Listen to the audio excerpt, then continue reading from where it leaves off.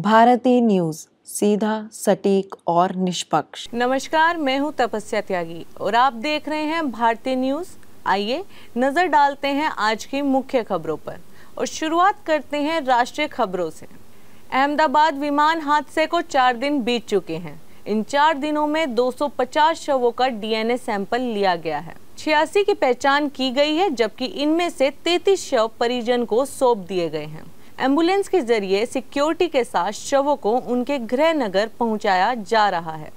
रविवार को गुजरात के पूर्व सीएम विजय रूपानी के शव की पहचान हुई। उनको आज चार्टर्ड प्लेन से राजकोट ले जाया गया है। यहां दोपहर 3 बजे अंतिम संस्कार हुआ। गृह मंत्री अमित शाह रूपानी के अंतिम संस्कार में शामिल हुए। भारत आ रहे बोइंग के 2 ड्रीमलाइनर प्लेन रविवार को बीच रास्ते से टेक ऑफ एयरपोर्ट पर लौट आए। इनमें से एक फ्लाइट लंदन से चेन्नई और दूसरी जर्मनी के फ्रैंकफर्ट से हैदराबाद आ रही थी। दोनों फ्लाइट की आज यानी सोमवार को लैंडिंग होनी थी। ब्रिटिश एयरवेज के चेन्नई आ रहे बोइंग 787-8 ड्रीमलाइनर को तकनीकी खराब के चलते लौटना पड़ा। वहीं लुफ्थांसा एयरलाइन जर्मनी के बोइंग 787-9 ड्रीमलाइनर को बम से उड़ाने की धमकी मिली। इसके चलते प्लेन को लैंडिंग की परमिशन नहीं मिली और उसे लौटना पड़ा। अहमदाबाद में 12 जून को क्रैश होने वाला विमान भी एयर इंडिया का बोइंग ड्रीमलाइनर ही था। देश में कोरोना वायरस के एक्टिव केसों की संख्या 7,383 पहुंच गई है। केरल में सबसे ज्यादा 2,007 केस हैं। इसके बाद गुजरात में 1,441 और पश्चिम बंगाल में 747 एक्टिव केस मामले हैं। एमपी के जबलपुर में रविवार को बच्चे को जन्म देने के बाद एक दिन बाद 27 साल की महिला की कोविड से मौत हो गई। महाराष्ट्र में भी एक 47 साल के मरीज ने जान गंवाई है। यहाँ 40 नए केस भी दर्ज हुए हैं। अब नजर डालते हैं अंतर्राष्ट्रीय खबरों पर। पीएम मोदी के साइप्रस दौरे का आज दूसरा दिन है। वे 15 जून को साइप्रस पहुंचे थे, जहां राष्ट्रपति निकोस क्रिस्टोडोलिडेस से मुलाकात की। इसके बाद वे भारतीय समुदाय से मिले। आज मोदी का साइप्रस के राष्ट्रपति भवन में औपचारिक स्वागत किया गया, जिसके बाद उन्होंने डेलीगेशन लेवल की भी चर्चा की। फिर मोदी साइप्रस से कनाडा रवाना हुए। मोदी यहां 2 दिन तक रहेंगे। पीएम कनाडा के अल्बर्टा प्रांत के कनानास्किस में आयोजित G7 समिट में हिस्सा लेंगे।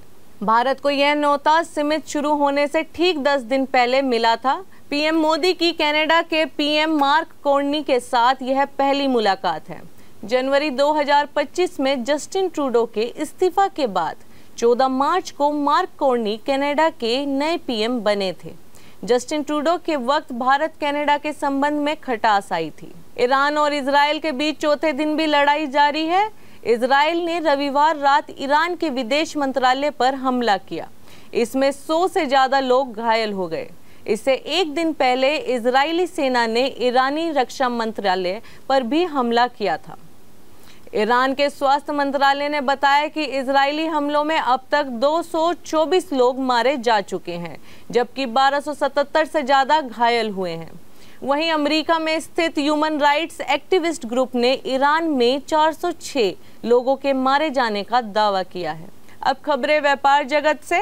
भारत की low cost airline spice jet ने अब तक का सबसे बड़ा मुनाफा दर्ज किया है। वित्त वर्ष 2024 से 25 की चौथी तिमाही यानी जनवरी से मार्च तक कंपनी को 319 करोड़ रुपए का नेट प्रॉफिट हुआ है।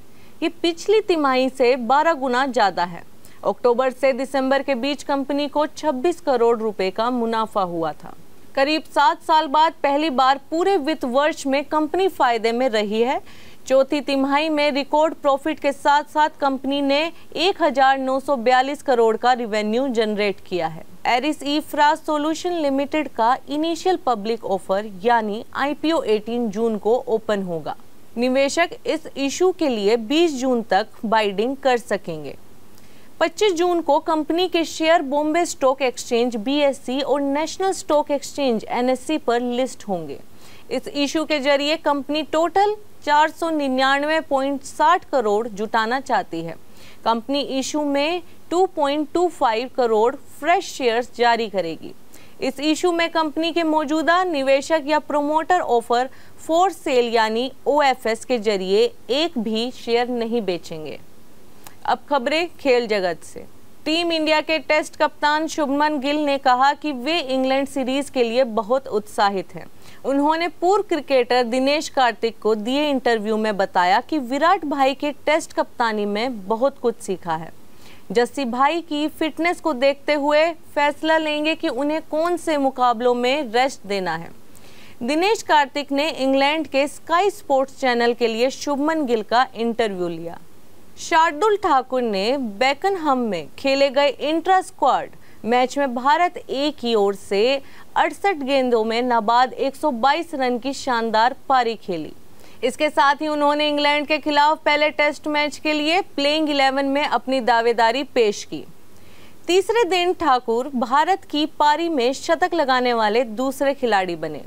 इससे पहले सरफराज खान ने दूसरे दिन 76 गेंदों में 101 रन बनाए थे, जिसमें 15 चौके और 2 छक्के शामिल थे। आज के बुलेटिन यहीं समाप्त हुए। देश दुनिया की बाकी खबरों के लिए देखते रहिए भारती न्यूज़। धन्यवाद।